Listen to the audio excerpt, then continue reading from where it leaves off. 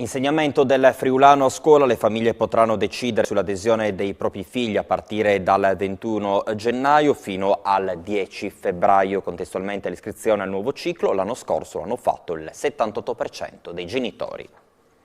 Dal 21 gennaio al 10 febbraio i genitori potranno decidere se far aderire i propri figli all'insegnamento della lingua friulana a scuola, una scelta che riguarda gli istituti dell'infanzia, le primarie e le secondarie di primo grado e che è valida per l'intera durata del ciclo scolastico. Una scelta, ricorda l'Arlef, che l'anno scorso è stata fatta dal 78% delle famiglie, complice una sempre maggiore consapevolezza sui vantaggi linguistici, cognitivi e culturali di un'educazione plurilingue.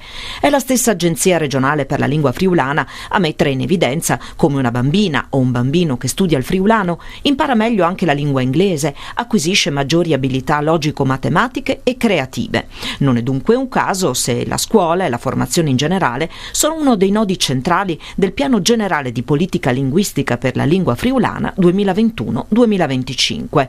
Il percorso didattico del friulano è di almeno 30 ore di studio all'anno e non sottrae ore ad altre materie. La legge prevede infatti che sia inserito nel 20% del curriculum individuato dalle scuole in autonomia. La scelta da parte dei genitori di avvalersi dell'insegnamento della lingua friulana andrà espressa al momento dell'iscrizione online sul portale del MIUR per le primarie e le secondarie di primo grado o su un modulo cartaceo per la scuola dell'infanzia.